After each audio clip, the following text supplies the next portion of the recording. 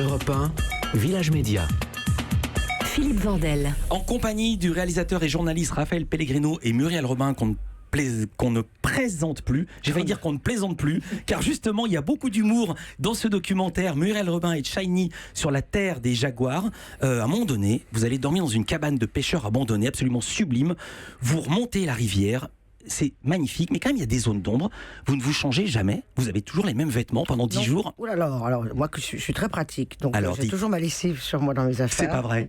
Alors quand je dors dans l'extérieur, évidemment non, mais sinon le soir, après j'ai 3 tenues, donc je peux faire un roulement, mais je lave mes petits sous-vêtements le soir, j'ai ma petite lessive. Tous les soirs, je fais ma petite lessive. J'ai tout d'avance, mais j'aime bien mon côté un petit peu rassurant. J'ai ma petite lessive, et parfois, je lave ma chemise, parce qu'au bout d'un moment, évidemment... Donc, j'ai toujours une chemise propre, et les pantalons sont bien foutus, on peut les garder plusieurs jours. Ça, c'est pas à l'image, parce que dans le documentaire avec la Légion, le nettoyage des vêtements, c'est très, très, très important. Mais vous montrez pas la petite lessive. Ça m'aurait intéressé quand même. Il y a actuellement 150 000 jaguars, la population décline, et au lieu de faire un documentaire politiquement correct, et pardon de dire ça pour les autres, larmoyant comme la plupart, vous racontez aussi l'envers du décor. Vous êtes allé voir un éleveur de bétail qui a un troupeau de vaches. Il parle en portugais parce qu'on est au Brésil et il donne les chiffres. On tue les jaguars parce qu'une bête de bétail comme ça coûte 300 €. Si un jaguar en mange 5 ou 6 par mois, ça fait près de 1 800 € de perte. Sur un an, ça représente 21 600 € de préjudice. Et s'il y a 5 ou 6 jaguars, alors là, vous en avez pour 130 000 €. Alors quand vous êtes un grand propriétaire terrien, pas de problème, vous pouvez faire avec. Mais si vous avez un petit ranch ou un ranch moyen, le préjudice est important. Et là, on se dit que c'est insoluble. Grand propriétaire, pas de problème, parce que du coup, ça permet la sauvegarde des jaguars. Petit propriétaire, s'ils peuvent tuer le jaguar, ils le tuent. On se retrouve avec des orphelins, et parfois ils arrivent dans le sanctuaire où nous sommes allés voir Léandro, qui recueille des bébés parfois. Donc contrairement à ce qu'on imagine souvent, il n'y a pas les gentils et les méchants, c'est comme le loup en France ou l'ours.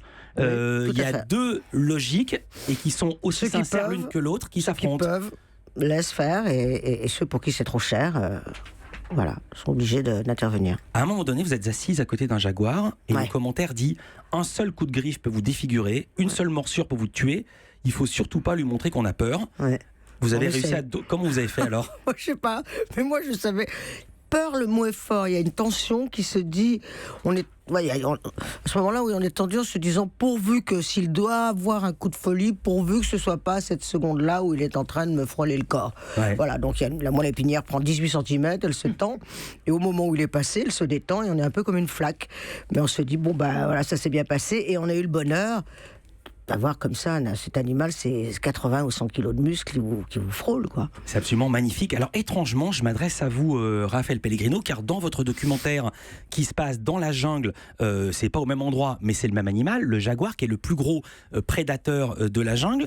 Il y a une différence. L'instructeur des légionnaires leur apprend comment se comporter avec le jaguar. Il dit il faut toujours le regarder dans les yeux, ne jamais lui tourner le dos et en sa présence reculer. Mais avec vous, Muriel Robin, il est presque inoffensif puisque vous êtes dans la jungle, vous le regardez et vous êtes assise. C'est la même bête ou c'est pas la même bête? Je crois que c'est la même bête, presque inoffensif. Je crois qu'il est aussi dangereux que l'autre, mais on était à une distance suffisante qui a permis notre sécurité. Et pour vous en avez croisé des jaguars dans la jungle?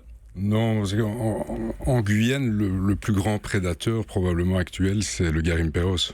Le danger, c'est beaucoup plus... Et pardonnez-moi, mais l'instructeur légionnaire n'a pas mis un garimperos dans une cage pour montrer à quel point c'était dangereux, il a mis un jaguar. Tout à fait. Mais je pense qu'ils leur apprennent effectivement à réagir aux différents dangers qu'ils peuvent rencontrer, mais il faut bien admettre que des jaguars, on en croise très peu. Je précise, j'ai fait de l'ironie sur garimperos, c'est pas du tout un animal, c'est le nom portugais des orpailleurs, les chercheurs d'or, illégaux. Muriel Robin, vous faites sans trop le vouloir une confidence en fin de documentaire. Ah bon? Ouais, Shiny vous propose de traverser à pied une rivière dans laquelle il y a des piranhas. Vous dites oui et vous ajoutez ceci. En plus, je déteste dire non. Et j'ai tellement dit non dans ma vie, je me suis dit que maintenant j'allais dire oui à tout, mais... Vous avez tellement dit non dans votre vie? Oui, la peur des gens, la peur de prendre la mauvaise décision. Et quand on dit non, évidemment, on ne se met pas en danger. Celui qui ne fait rien, j'ai fait les choses, mais j'ai beaucoup dit non. Ça allait être ma question. À quoi avez-vous dit non? Beaucoup ou à de choses. Qui? Et que vous regrettez maintenant? Pas de regret, mais j'ai dit non parce que c'était très fort en moi, la peur. La peur de pas, oui, encore une fois, de pas prendre la bonne décision, la peur de l'autre, la peur, voilà, dire non, la peur de mes peurs. Donc, à un moment, non, pas ça, non, je vais pas sauter en pas, non. Et je fais très attention maintenant. Et j'aime beaucoup ça dans l'émission, d'ailleurs. Cette part-là, j'ai pas à transmettre quelque chose aux gens, mais c'est vrai que c'est pas mal de revisiter ces peurs. Se dire ça, non, je peux pas les araignées, je peux pas. Et puis tout d'un coup, on vous explique, vous avez un autre regard, vous dites, ben voilà, moi maintenant je peux tenir un serpent entre deux doigts, on m'a appris pourquoi, comment, j'y arrive, on peut changer. Et j'aime le mouvement, j'aime ce qui n'est pas figé, donc du coup, c'est vrai que ça, dans l'émission, je l'aime bien, quoi. Prochain départ, l'émission ne s'arrête pas, elle continue. Vous avez signé pour combien d'épisodes ? Je crois qu'on repart pour 4, donc on en a fait là déjà 3, et je pars en juin. Voilà. Vous savez où vous partez, ou vous le savez, mais vous n'avez pas le droit de le dire ? Je sais que c'est là ou là. C'est très intéressant pour le public, hein. Ça vous plaît bien cette réponse, hein. Mais en tout cas, ça sera spectaculaire. Allez, toujours. Et puis avec des dépassements, parce qu'à chaque fois on peut faire des trucs que je ne sais pas faire. Donc, je me suis laissé dire sinon que vous vouliez vous lancer dans un nouveau seul en scène. J'en parle, c'est dans l'air, ça sera pour 2019 ou début 2020, mais en tout cas, oui, c'est dans un coin de la tête de quelqu'un en tout cas, puisque c'est pas moi qui l'écris.